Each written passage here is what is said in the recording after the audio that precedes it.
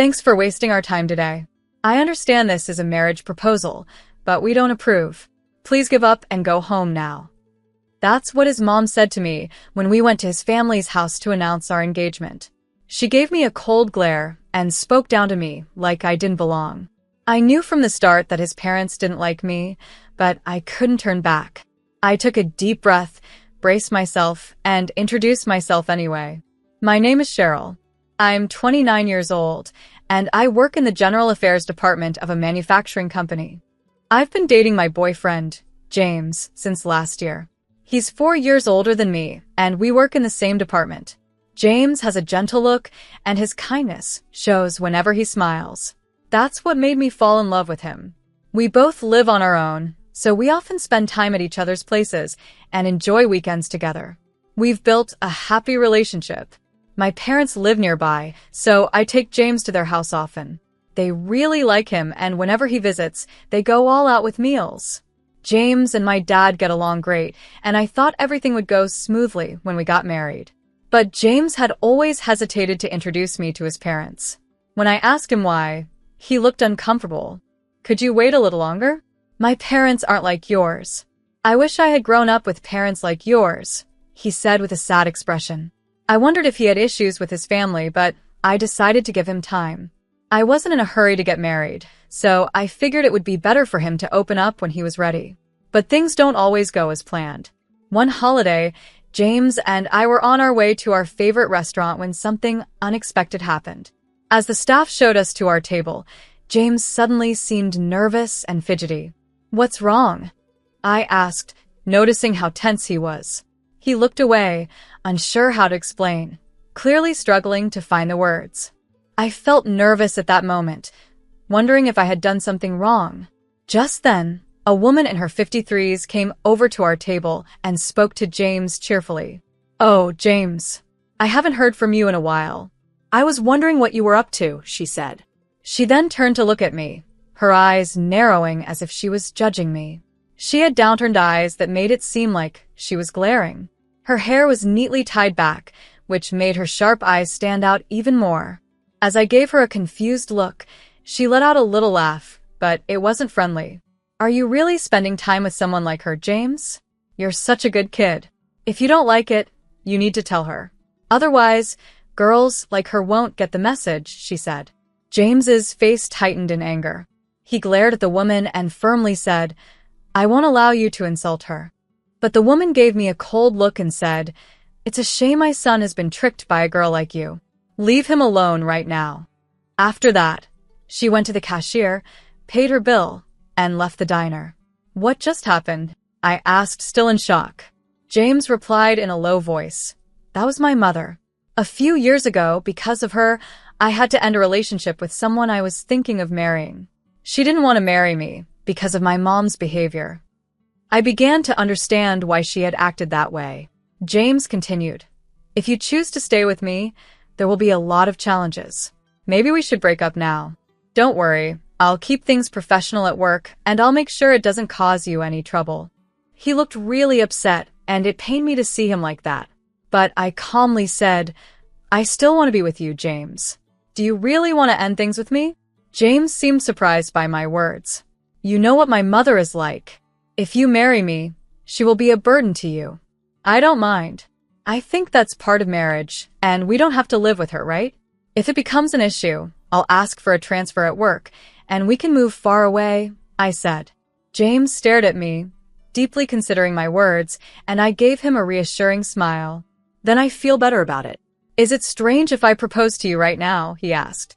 A wave of warmth rushed through me, and I could feel my face turning red. "Are you serious?" I asked, feeling a bit embarrassed.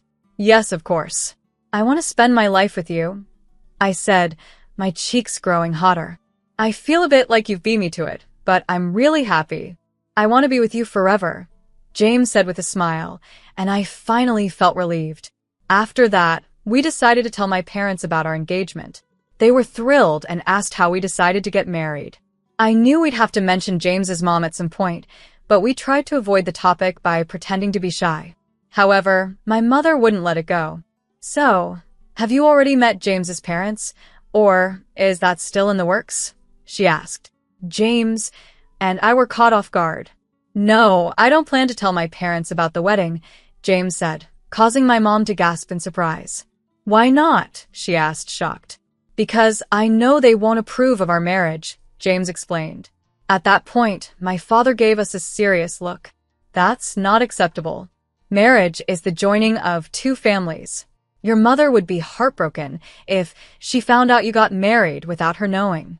You both should at least meet with them once. If they still refuse, come talk to us and we'll support you. My dad's words were strong and comforting, but James still looked worried. I'm fine, I said with a smile, hoping to put him at ease. I thought that if we couldn't get past this challenge, we wouldn't be able to find real happiness together. Later, James told his parents that I would be coming to introduce myself. They didn't seem excited, but he was able to set up the meeting anyway. James's father was a CEO, and they lived in a big house with a large yard. When I stepped in, a big dog started barking. James smiled and petted the dog's chin, calming him down, and then the dog let me pet him too. While we were playing with the dog, the front door opened and his parents came out. His mother had a sharp look that made her seem intimidating, and his father looked just as stern as he stared down at me. Don't touch our dog, you're disgusting, were the first words his father said to me, without even a hello. He started scolding me right away, and I felt really uncomfortable. How dare you talk to her like that? If you keep acting like this, I won't hesitate to cut ties with you, James said firmly. His parents gave me angry looks but didn't say anything else unpleasant after that. They invited us into the house. As we walked in, I found it a little strange. Looking at James's face, you'd think he's a kind person because of his gentle eyes, but he didn't look anything like his father. His mother had upturned eyes, but he didn't take after her either. Sometimes traits skip a generation, or kids don't look like their parents at all, so I decided not to think too much about it. Once inside, as I was looking around, a middle-aged man in a suit appeared. Mr. Eric.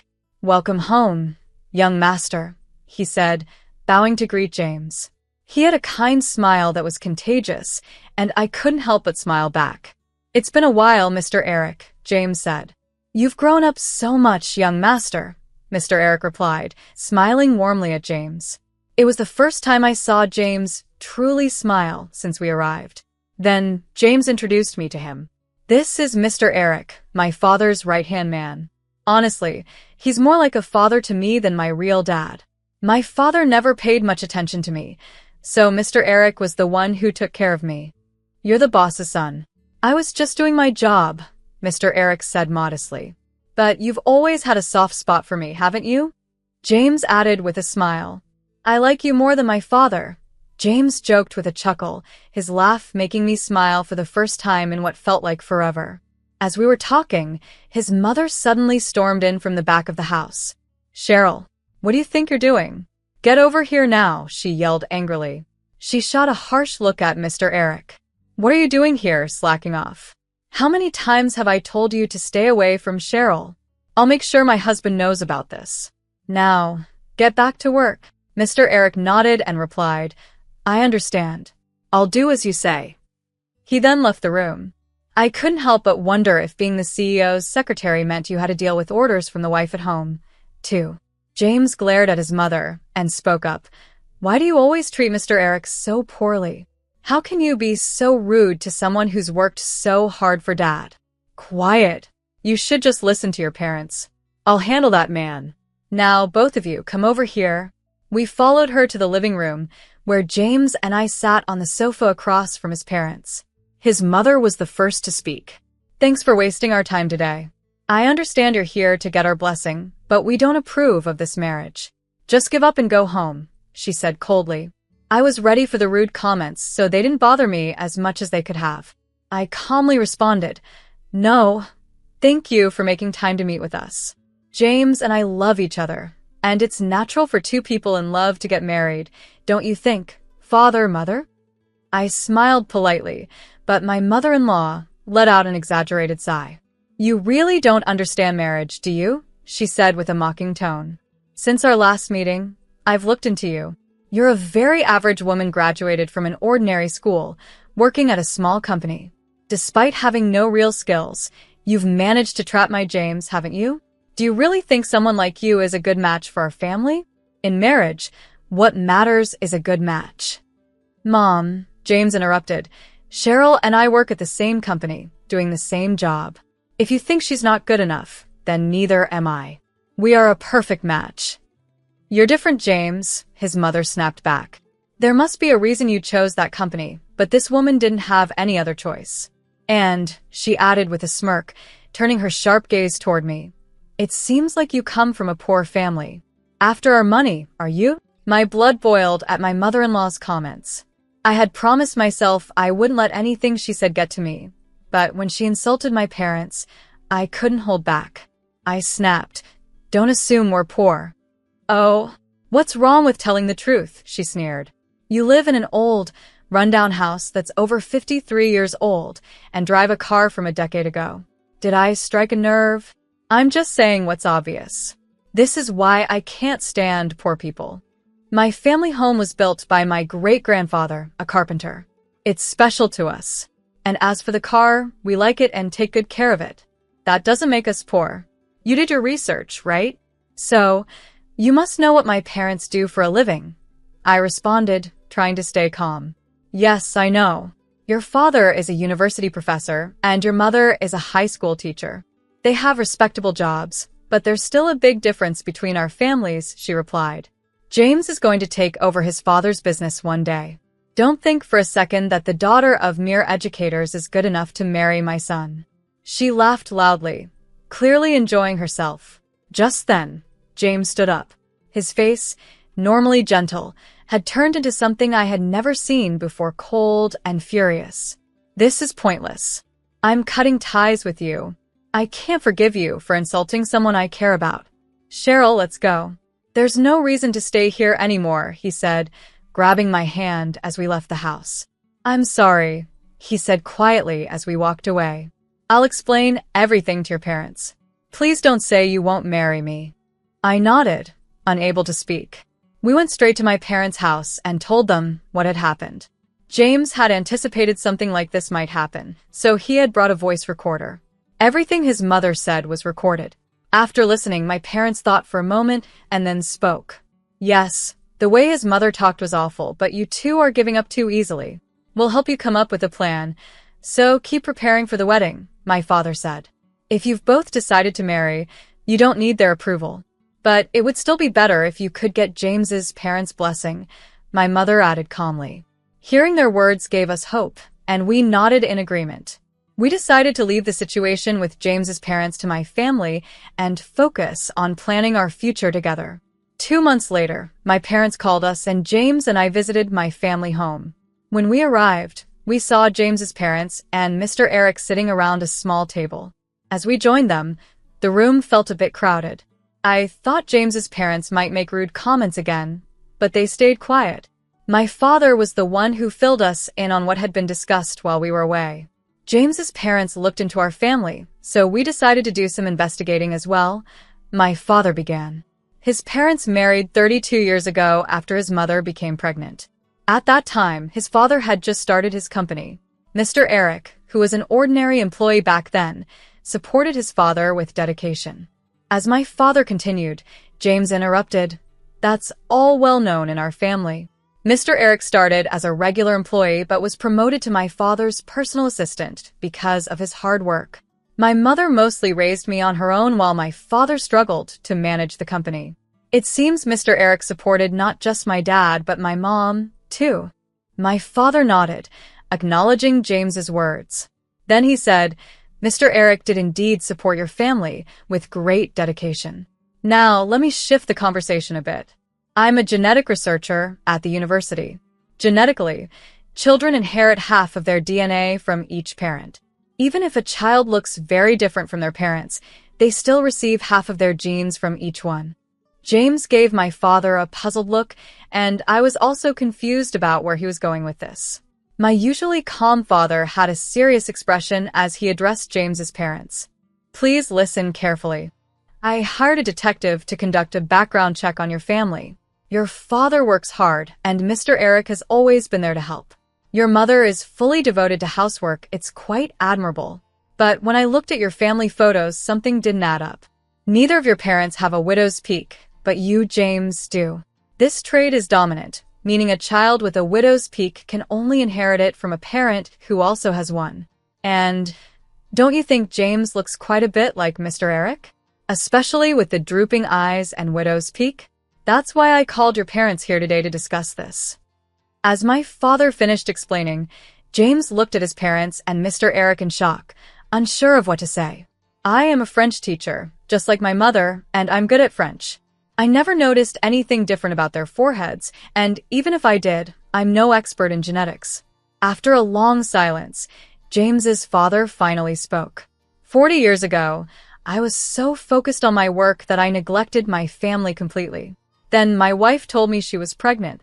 What she didn't know was that I had been hiding my infertility from her. When I found out about her affair, I was furious, and she was just as angry at me for keeping my infertility a secret. After a huge argument, I told her that if I raised her child as my own, I would forgive her. In return, she promised to forgive me for hiding the truth. I made Mr. Eric my personal assistant to keep him close, hoping to stop any further affair between them. After spilling everything, James's father sat there, looking empty, as if all the life had drained from him. Meanwhile, James's mother started to cry. I loved Mr. Eric. I wanted to raise James with him, she sobbed. James is a precious child I had with the man I truly loved. I can't let him marry someone I don't even know. I absolutely won't allow this marriage. As she wiped her tears and glared at me, James gave her a cold, disgusted look. I've always known, Dad, that you never truly loved me, and I've felt Mom's strange obsession with me for years. I even wish sometimes that Mr. Eric was my real father. But now, hearing all of this, you three are disgusting. Mom, I don't want to see you as my parents anymore. Even if Mr. Eric is my biological father, I won't acknowledge him either. I won't forgive any of you. I'm cutting ties with all of you and marrying into Cheryl's family, James said firmly. At his words, his mother jumped up, clinging to him, crying. No, James, you can't. You're mine. I won't let you go, especially not to some common girl. We can live together. I'll allow your marriage, but don't say you're leaving us. As she grabbed onto James's arm, I swatted her hand away. Ma'am, please stop. James is clearly uncomfortable. Do you even realize how much pain you've caused him? Probably not, because all you care about is yourself. If you had just betrayed your husband to be with Mr. Eric, that's one thing, but you've continued to deceive James and hurt him for years. I didn't want to say anything at first, because it's a matter between you three, but I can't just sit here and let you ruin James's happiness. Why don't you put his happiness first? If you don't like me, that's fine, but if you're only trying to control him, you're failing as a mother. From now on, I'll make James happy, so please don't stand in our way. After I said that, his mother started crying again, calling me cruel, but Mr. Eric was there to comfort her. We decided to talk about the future later. A few days later, James's parents officially apologized to us and my parents. They finally accepted our marriage, and James and I turned in our marriage certificate. James moved into my house, and we started our life together. In the end, James's father couldn't forgive his wife's affair. Even though it was too late to ask for compensation, they divorced and split their assets. Mr. Eric also resigned and moved far away with James's mother. Her luxurious life came to an end, and she was forced to live the kind of life she always looked down on. She sometimes sends letters asking James for money, but he ignores them. He has cut all ties with his father since they aren't biologically related, and he has no intention of becoming Mr. Eric's adopted son. Legally, he's still his father's son, but they seem to have accepted that. After Mr. Eric resigned and James's mother was no longer around to support him, the performance of James's father's company dropped. He stepped down, and no one knows where he went after that. A year after marrying James, I noticed that his parent house was up for sale. We had a small wedding ceremony, given the complicated family issues, and only invited close family and relatives. Even so, it was a special day, and I was happy with how it turned out. Now, We have been blessed with a beautiful daughter, and I've quit my job to focus on raising her. My parents visit occasionally to help take care of her, which is a big help. James and I are committed to supporting each other and raising our daughter with love.